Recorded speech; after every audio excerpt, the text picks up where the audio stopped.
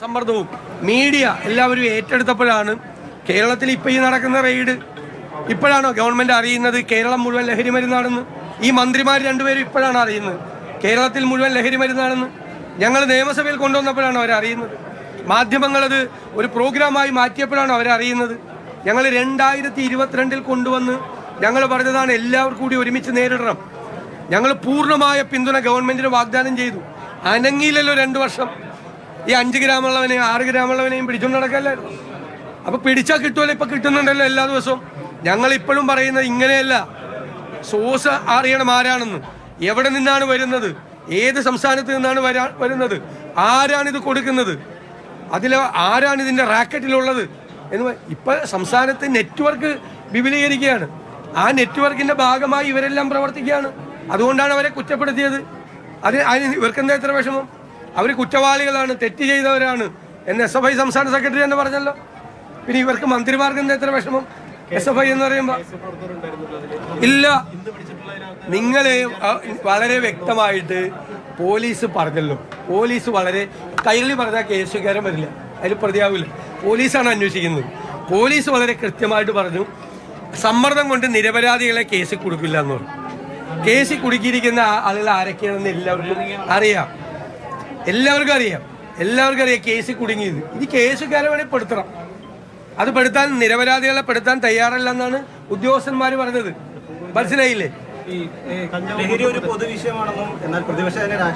അല്ല, ഞങ്ങൾ രാഷ്ട്രീയവൽക്കരിക്കും. കാരണം ഞങ്ങളുടെ ഒരു ആരോപണം നേരത്തെ ഉണ്ട്.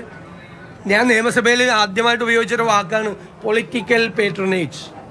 രാഷ്ട്രീയ രക്ഷാകർതൃത്വം ഉണ്ട് ഈ സംഭവങ്ങൾക്ക്.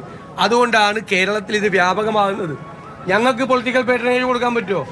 പൊളിറ്റിക്കൽ പേട്രണേജ് അധികാരത്തിൽ ഇരിക്കുന്നവരാണ് കൊടുക്കുന്നത്. പൊളിറ്റിക്കൽ പേട്രണേജ് ഉണ്ട്, കൊടുക്കുന്നുണ്ട്.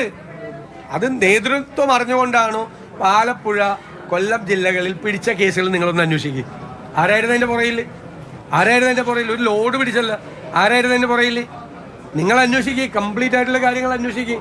ഒരു പൊളിറ്റിക്കൽ പേട്രണേജ് കൊടുക്കുന്നുണ്ട്. യുവജന വിദ്യാർത്ഥി സംഘടനകൾക്ക് അതുമായിട്ട് ബന്ധമുണ്ട്. അവരതിൽ നിന്ന് മാറ്റണം. മുതിർന്ന നേതൃത്വം പറഞ്ഞ് ഇത് കേരളത്തിന് അപകടമാണ്, ഇത് ചെയ്യരുത് എന്ന് പറഞ്ഞ് മാറ്റണം. അവർ പിടിയിലാവുമ്പോൾ ഞങ്ങൾ മിണ്ടാതിരിക്കണോ? SFIയുടെ യൂണിയൻ ജനറൽ സെക്രട്ടറി പിടിയിലാവുമ്പോൾ ഞങ്ങൾ മിണ്ടാതിരിക്കണോ? ഞാനതുകൊണ്ടാണ് ചോദിച്ചത്. പൂക്കോടുണ്ടായ സംഭവം, ഈ കോട്ടയത്തുണ്ടായ സംഭവമൊക്കെ ഇതിൻ്റെ തുടർച്ചകളല്ലേ? അവിടെ എല്ലാം ലഹരി മരുന്ന് ഉപയോഗിച്ച് 150 പേരുടെ മുന്നിലാണ് ഒരാളെ വിവസ്ത്രനാക്കി റാഗിങ് നടത്തിയത്. പൂക്കോട് അത് ആത്മഹത്യ ചെയ്താണോ കെട്ടിത്തൂക്കിയതാണോ എന്ന് ഇപ്പോഴും അറിയില്ല. എന്താ ചെയ്തത്? കോട്ടയത്ത് കോമ്പസ് കൊണ്ട് ശരീരം മുഴുവൻ കീറിയ സ്ഥലത്ത് ഫെവിക്കോൾ ഒഴിച്ചു. അത്ര ക്രൂരമായ റാഗിങ് ചെയ്യണമെങ്കിൽ ഡ്രഗ് അഡിക്ഷനെ പറ്റുള്ളൂ. അപ്പോൾ അതാരാ നേതൃത്വം കൊടുത്തത്? സംഘടനാ ഭാരവാഹികൾ. അപ്പോൾ ഞങ്ങൾ പറയാതിരിക്കുമോ? ഞങ്ങൾക്ക് അങ്ങനെ ഒരു ആരോപണമുണ്ട്. ആ ആരോപണം പറയുക തന്നെ ചെയ്യും. ഇല്ലെങ്കിൽ അവരതിൽ നിന്ന് പിന്മാറ്റണം.